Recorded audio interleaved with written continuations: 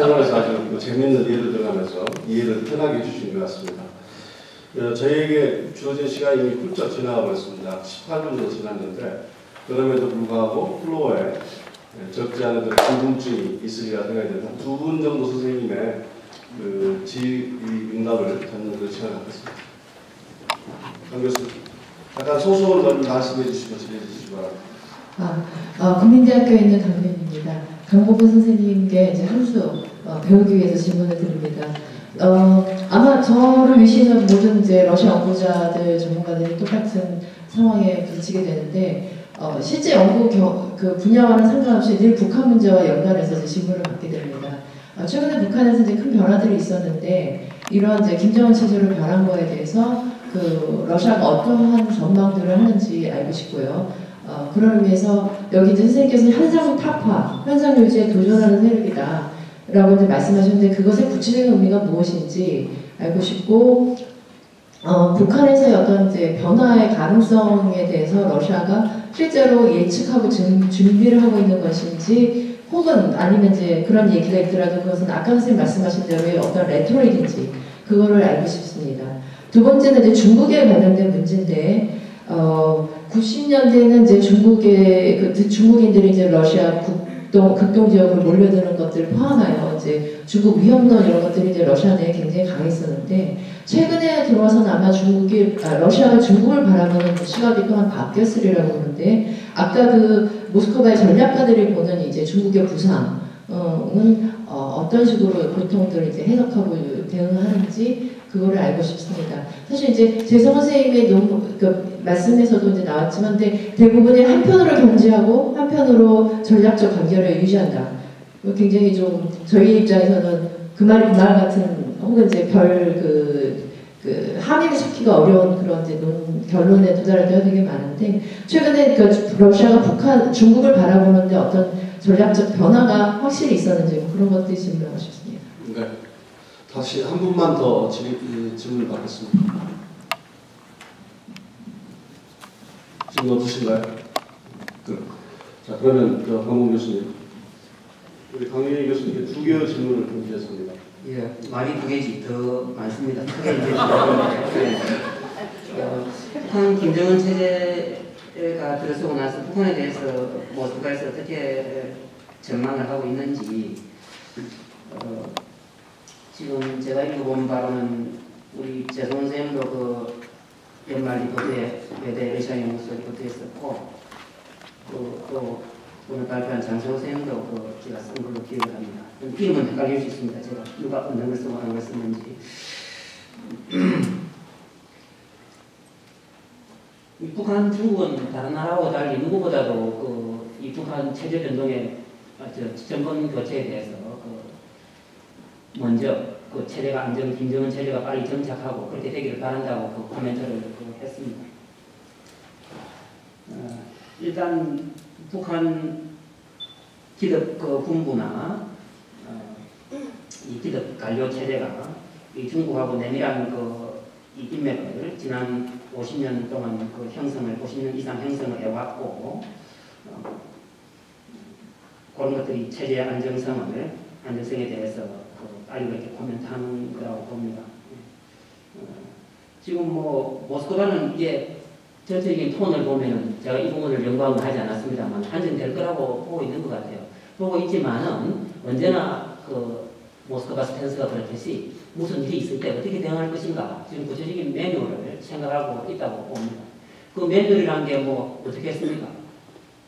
이렇게 됐을 때 제일 가까이 있는 게 중국이고, 우리는 휴전선이라는 게 문자 그대로 지금 53년 이래로 범접하거나 넘어가서는 안 되는 그런 상태로 되어 있는데, 북한의 체제가 와해되거나 어떤 그런 게 됐을 때는 중국이 가장 가까이 있으니까, 그리고 현실적인 그런 또 개입의 힘이 있고, 러시아는 이제 그런 시나리오에 제일 대비하고 있다고 봅니다. 최악의 경우에 이게 잘 정착하고 거기에 대해서 최대한 모스크바 영향력을 행사하고 좋은 관계를 해서 러시아의 이 소프트 인플루언스가 잘 느껴들도록 하겠지만은 그 외 시나리오에 대해서도 중국이 자유지하지 못하도록 하는 시나리오에 대해서는 얼마든지 미국하고 그렇게 대중국 근행 전략, 한국하고도 마찬가지, 일본하고도 마찬가지 근행 전략을 소위 밸런싱 스트래티지를 할 거라고 봅니다. 제가 볼 때 모스크바가 크게 그 두 가지를 생각할 것 같아요. 첫째는 이 시스템이 잘 갈 것 같아요. 그러면서 우리가 아무런 부가적인 코스트를 들이지 않으면서 동북아, 러시아의 극동을 포함한 이 동북아 정대권에 극동과 북한이 편입되어서 바로 그런 경제적인 지렛대를 통해서 북한까지도 정치 군사적으로까지 이제 영향력 확대해 나가고 긴밀한 연관을 가질 수 있도록 그렇게 해나가지만은 그 외신하려고 대비해 둔다. 그때는 반드시 대중 밸런싱이 되지 않습니다. 우리 현상 타파의 의미가 동북아 현상 타파의 의미가 뭐냐 한반도죠, 그죠? 예. 중국, 일본에 대해서 뭐 현상 타파의 의미가 뭐냐? 즉 모스크바 시각은 그렇다고 봅니다. 이 중국과 미국이 주도하는 지금 구도기 때문에 이 지난 94년에 육자회담에서 사자회담에서 배제되기도 했고 이 정부에서 러시아가 그 작게 가진 그 힘조차도 제대로 그 영향력 행사를 못하고 어떤 경우에는 소외됐다고 느끼기도 하는 그런 극단적인 상황이 되고 있다고 보기 때문에 그렇게 되려면 이전처럼 뭐 목소리 높이기나 정치 군사적으로 그렇게 될 수 없기 때문에 심지어 북한하고도 그렇다고 봐요. 뭐 합동 군사 훈련을 한다고 하지만 그건 그렇게 큰 의미가 저는 있다고 보지 않습니다. 더 큰 건 이제 경제력이죠. 굳이 뭐 누굽니까? 힐러리 클린턴 국무장관이 아니라 할지라도 이 핵심적인 것은 우리 동북아 전세에서 경제입니다. 경제로서 상당히 많은 부분을 저는 견인할 수 있다고 봅니다. 경제로서 현상 타파를 모스크바도 할 수 있다고 지금 보고 있다고 나는 믿습니다. 세 번째, 북한의 변화 가능성에 대해서 준비하고 있는지 이 말은 북한이 개방으로 가는 걸 준비하고 있는지 모스크바가 주도적으로 끌어들이려 하죠. 그 방향으로 주도적으로 끌어들이려고 합니다. 북한이 더 이상 뭐 어떻게 더 문을 닫는 쪽으로 갈 수 없을 뿐더러 현상 유지하는 것도 어렵습니다. 북한도 문자 그대로 똥이 마렵고 가장 애같은 현상 타파를 하고 싶은 것까지만은 소위 정권 붕괴나 불안정이나 혹은 뭐 기타 요인들 때문에 그렇게 나서지를 못하고 있는 거죠. 네, 마지막으로 공학으로 안 빠지고 어찌 물어주셨는데 과거에 중국 위험론이 위험론이었는데 최근에 중국이 더 크게 부정하고 있는데 실제로 이게 전략 변화가 있는지 제가 이게 그래도 없다고 했습니다. 아직까지는 없다는 거죠. 지금 이 현실은 모멘텀을 획득해서 중국이 직후로 가는 그런 강한 현실이 전개되고 있지만 누구의 눈에라도 이런 강한 현실이 전개되고 있지만 그냥 전개되고 있는 상황이지 종결되는 사안은 전혀 아니거든요. 그거는 거리가 멉니다. 이렇게 두 번, 세 번 지적하고 있지만 15년이 걸릴지 20년이 걸릴지 중국 서북 지역이나 혹은 동북 삼성 지역이나 혹은 민난성 같은 그런 경제적으로 뒤떨어지는 곳에서 끝없이 반정부식으로 일어난다든지 그리고 티벳에 대해서 중국이 너무 잘못된 그런 전략적 선택을 한다든지 그렇게 해서 중국이 어지러워지면은 소위 제일 어려운 시기가 경제적으로 급속하게 발전하는 시기에 사회적인 동요거든요. 그리고 계급 형성되고 있기 때문에 계급들의 어떤 누가 앞장서지 않아도 동질적이고 주체적인 그런 큰 움직임이 만들어내는 그런 엔타이 가버먼트 무브먼트입니다. 지금 러시아에서도 그런 게 지금 상당부분 형성되어 가고 있다고 말입니다. 앞장서지는 않지만은 참 이게 내가 먹고 살아야 되고 한 가정의 아버지이기 때문에 모스크바 시내 광장의 시위에 안 나서는 것 뿐이지 좀 더 강하게 표현되었으면 하는 그런 그게 많이 있단 말이죠. 그럼 중국은 그렇습니까? 중국은 상황이 다르죠. 문제 그대로 박탈감이 몇 배로 심하다는 겁니다. 러시아보다. 즉 그런 일들이 없다고 볼 때 15년, 20년이다 하는 것이지 만약 그런 일이 있다면 중국이 미국의 국력에 비등해지는 시기는 한참 더 장기화되는 거죠. 자, 그러면 러시아는 그럼 어떤 전략을 하고 있는가? 제가 볼 때는 그렇습니다.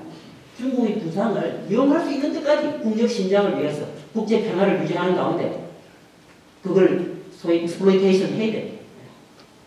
좋게 말하면 설명이고 그게 모스크바의 또 특기거든요. 무스기는 맨손으로 모기 뒷다리에 말천자를 박는다. 제가 모스크바 가서 들었고 영원히 잊지 않는 이야기가 그겁니다. 오른손도 아니고 말이지. 왼손으로 목이 뒷다리에 말 편자를 감는다. 그걸 듣고 내가 대외정책을 공부하면서 평생 내가 잊지 말아야 하겠구나. 저 중국의 부상을 이용할 때까지 이용할 겁니다. 심지어 자기들이 많은 전략가들이 중국이 계속 저렇게 크는데 우리는 끝없이 군사 무기를 그리고 기술을 이전하고 그리고 그 국경지역으로 동북아 국경지역으로 차이니스들이 몰려들고 그런 걸 방치해서 되겠느냐. 그러나 우선 이익이 많고 의사는 우선 힘을 길러야 되기 때문에 그리고 그 임계점이 이럴 때까지 내가 중국을 얼마든지 컨트롤할 수 있다는 새로운 첨단 무기를 통해서 컨트롤할 수 있다고 얘기해주는 데까지는 끝없이 중국하고 전략적으로 협력하면서 중국의 성장을 이용할 겁니다. 그러나 중국의 기술이 따라와가지고 더 이상 전략무기로도 안 되겠다라고 생각하는 순간이 오면은 그때는 완전히 표변할 겁니다. 그 이전에 중소각 관계가 악화돼가지고 모스크바에서 공부했던 중국 유학생들이 이 바본을 타고 돌아가다가 얼마나 많이 독살당했습니까? 뭐 독살인지 뭔지 잘 모르지만 어쨌든 중국 측에서는 독살당했다고 보는 것이거든요. 그 영리한 그 차이니스들이 그 차이니스 스튜던트들이 아침이고 밤이고 잠을 안 자고 공부를 해대다가 돌아가니 그 어떻게 했어요? 그 교수들부터도 뒷골이 서늘한 겁니다. 그 결과가 좋지 못했어요. 그 다음에 가서 이제 마무리하겠습니다. 지금부터 견제를 준비해 가지만 그 임계점은 그 크리티컬 포인트라 그럴까, 뭐 보일링 포인트라 그럴까, 그것은 아마 그 시점이 되지 않겠는가. 왜 그런 위험한 도박을 하는가? 그 모스크바는 자기가 먼저 성장해야 되고 중국은 너무나 엄청나게 에너지 가격을 유리하게 팔아먹을 수 있고 그리고 그 지경합적 영향력을 행사할 수 있고 또 우리 한국을 또 가스 파이프라인 놓는다고 또 막 우리랑 협상을 해가지고 중국이 베이징 지불해야 할 가스 또 그 단가를 또 올릴 수도 있고 그게 언제나 루스키 스타일이라는 거죠. 루스키 스타일이 그런 게 있거든요.